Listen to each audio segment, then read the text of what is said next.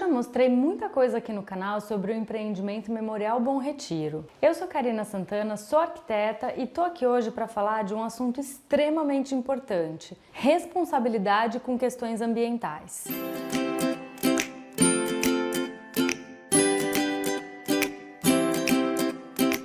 Eu vou abordar aqui toda a parte de licenciamento ambiental, a parte legal, referente aos órgãos que cuidam dessas questões ambientais, e vou falar num segundo momento da parte prática, de como a gente lida com as questões na obra, no dia a dia, para a gente evitar problemas futuros. Na parte de legislação e licenças ambientais, quem cuida disso tudo é a CETESB. É claro que os outros órgãos são muito interligados, então, por exemplo, a prefeitura, ela não emite nenhuma licença, nenhuma BITS, se a gente não tiver as licenças da CETESB. Então, eles interligam todas as licenças de maneira que, se a gente não tiver a licença da CETESB, a gente não consegue nenhuma outra. Antes de iniciar o projeto, de iniciar todo esse empreendimento, quando isso ainda era uma ideia, vamos fazer um cemitério? Então, a gente parte para uma etapa que se chama solicitação da licença prévia, lá na CETESB. É mais ou menos como se a gente chegasse para a CETESB e dissesse assim: olha, eu tô querendo construir um cemitério nesse local aqui, nesse terreno. E aí a gente envia a documentação necessária para essa etapa, eles avaliam e dizem pra gente: tudo bem, é possível você construir um cemitério nesse local, pode seguir com o seu projeto. Eles poderiam dizer pra gente também: olha, não é possível, e aí a gente já tinha que abandonar a ideia lá naquele momento.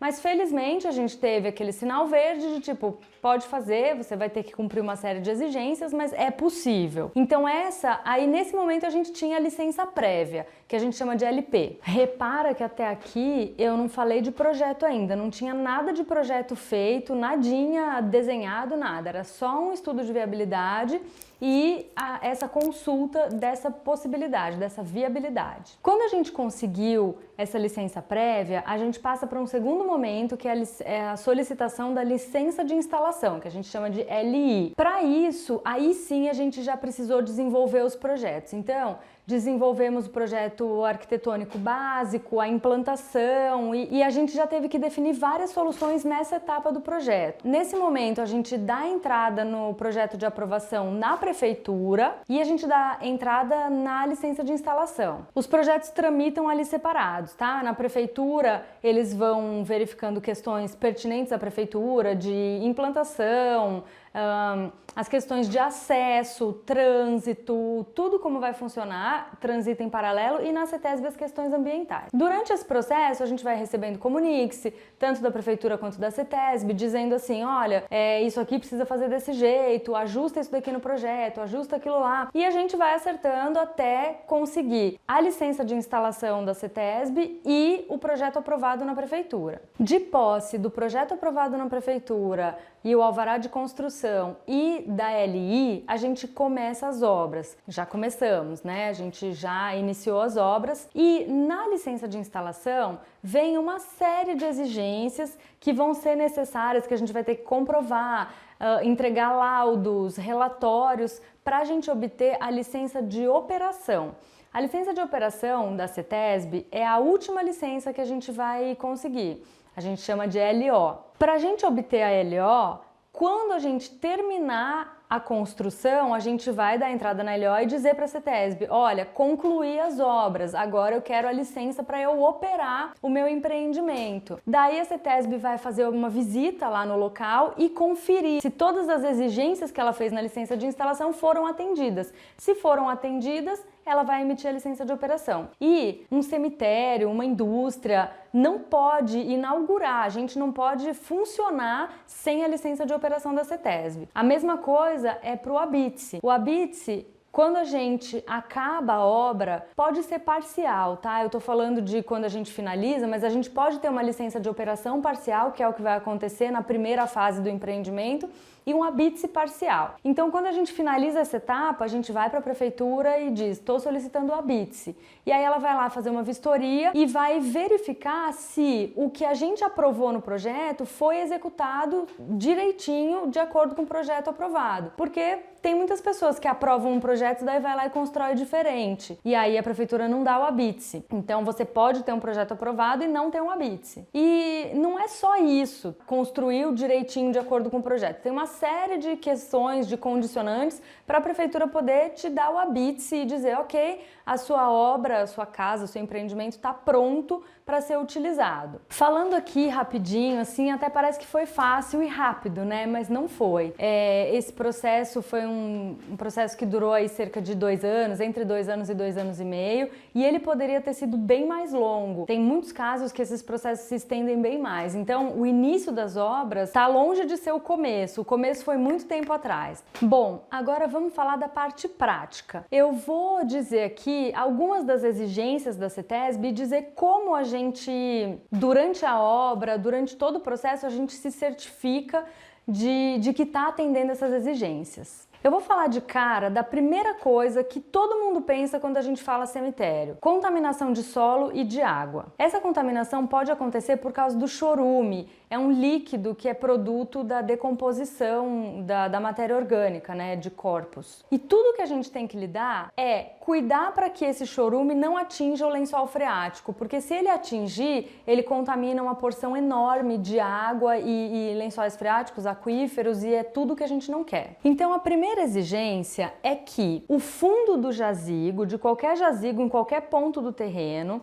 fique a no mínimo 1,5 metro de distância do lençol freático. Então, o lençol freático está aqui, a gente precisa ter no mínimo 1,5 metro. A gente está deixando mais do que isso, tá? Em alguns pontos, os mais críticos, a gente tem pelo menos 1,70 de fundo de jazigo até o lençol freático. E como que a gente pode garantir isso?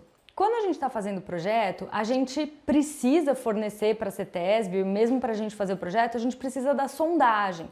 A sondagem, a gente contrata uma empresa especializada que ela vai lá e faz furos no terreno.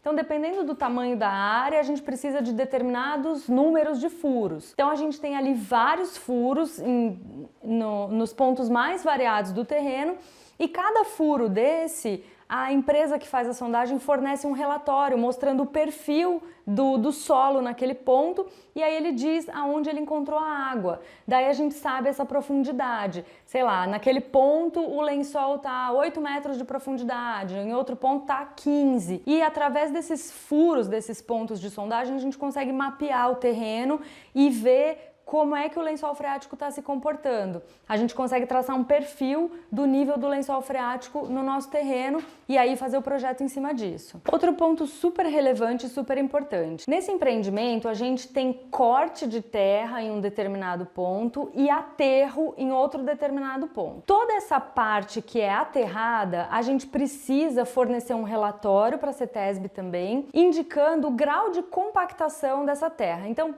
só vou explicar aqui em linhas gerais: quando a gente corta a terra, ela expande de volume, né? Ela estava ali quietinha e a gente cortou, ela expande. Na hora que a gente leva para o local do aterro, espalha e faz uma compactação, ela fica geralmente com um volume menor do que ela tinha antes de cortar. A gente tem lá na obra uma empresa contratada, um laboratório, que faz o que a gente chama de controle tecnológico desse aterro. Quem está fazendo a terraplenagem corta, traz a terra, espalha e compacta. Essas camadas são compactadas de 20 em 20 centímetros. A hora que compactou uma camada de 20 centímetros, o laboratório que faz o controle tecnológico vai lá, coleta uma amostra e faz os ensaios para determinar o grau de compactação, umidade, um monte de parâmetros.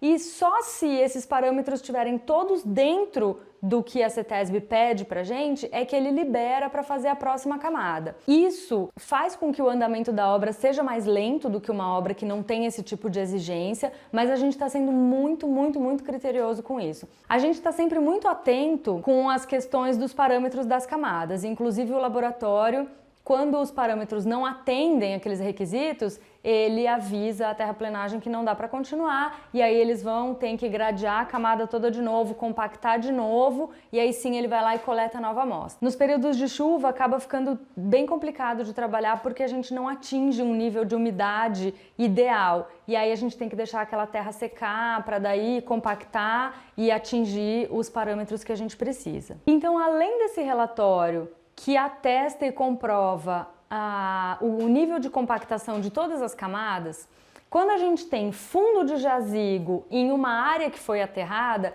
a gente precisa fazer outro ensaio mostrando que aquela camada de solo que fica entre o lençol freático e o fundo do jazigo, ela tem um coeficiente de permeabilidade dentro dos parâmetros estabelecidos, que significa o quê?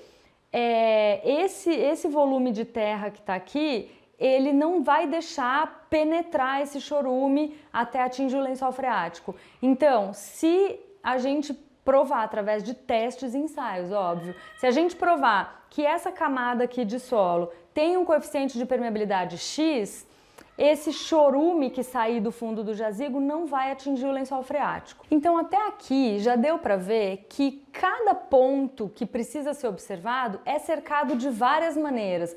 Não tem nenhum ponto que a gente tem uma medida só para não deixar aquilo acontecer. Sempre a gente tem muitas medidas para cercar aquele problema e não deixar que ele aconteça. Outro ponto interessante, é uma exigência da CETESB que a gente precisa instalar 4 poços de monitoramento. Eles já foram instalados, o local dos poços de monitoramento foi definido junto com a CETESB, e aí a gente contrata uma empresa para furar esses poços. É um poço mesmo, que a gente fura até encontrar água. A hora que encontrar água, cava mais 2 metros e ele fica ali protegido e fechadinho. Antes da operação do cemitério, a gente contrata análise dessas águas. Então, uma empresa acreditada pelo Inmetro, tem uma série de normas e exigências, ela vai fazer análise dessas águas e entregar para a gente um laudo que a gente vai entregar para a CETESB. Ao longo do processo de operação do cemitério, a gente vai ter que fazer periodicamente novas análises desses mesmos pontos.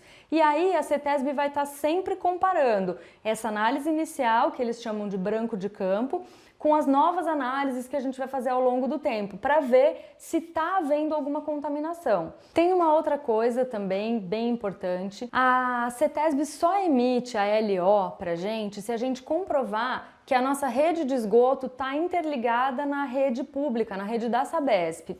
Por que isso é importante?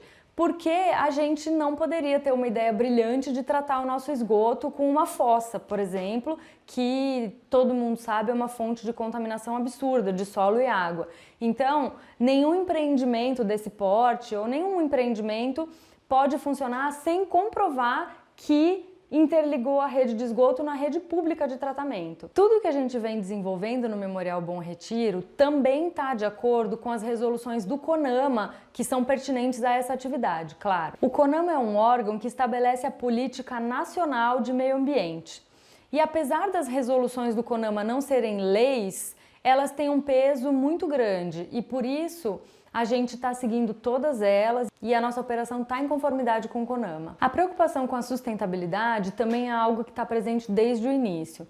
A gente tem no terreno uma área de preservação permanente. Uma das divisas do terreno é um córrego, é um riozinho, e a gente tem essa faixa de 15 metros que é beirando o córrego, que é uma APP, como a gente chama, Área de Preservação Permanente. E ela está sendo muito bem cuidada. A gente também teve a preocupação de deixar dentro das quadras do cemitério ilhas de vegetação, de paisagismo, para melhorar mesmo a experiência do usuário lá dentro do memorial. A gente sempre pensa muito como arquiteto, como alguém que está projetando um espaço para um usuário, que esse usuário em especial vai estar ali passando por um momento difícil. Então, tudo que a gente precisa é deixar essa experiência o mais agradável possível e mais acolhedora possível. Outro ponto importante são os sistemas construtivos adotados. O sistema construtivo para a portaria do memorial, que está em andamento, é um sistema de construção a seco, que tem um desperdício baixíssimo de material e é um dos métodos construtivos mais sustentáveis atualmente utilizados. Quem quiser saber mais sobre a construção da portaria, eu estou fazendo um diário de obras semana a semana. É uma obra muito rápida, ela vai durar 2 meses, a gente está exatamente no primeiro mês de obra. Então quem quiser acompanhar pode ver no canal, tem os vídeos da semana 1 e 2, 3 e 4 e eu vou continuar fazendo das próximas semanas. Então, para concluir, eu acho mesmo que essa é uma preocupação que todo mundo deveria ter, uma preocupação com a sustentabilidade, com preservação do meio ambiente. E essa preocupação tem que existir tanto quando eu estou fazendo um projeto para mim, ou você quando está fazendo um projeto para você, quanto quando eu vou adquirir uma unidade de um empreendimento. Então é em respeito a essas pessoas que eu resolvi fazer esse vídeo e explicar todas as preocupações, tudo que a gente está tomando de cuidado, porque isso, inclusive, é motivo de muito orgulho pra gente. Então, se ficou alguma dúvida, escreve nos comentários, se tiver alguma sugestão, escreve também. Era isso que eu queria trazer no vídeo de hoje. Te vejo no próximo vídeo. Tchau!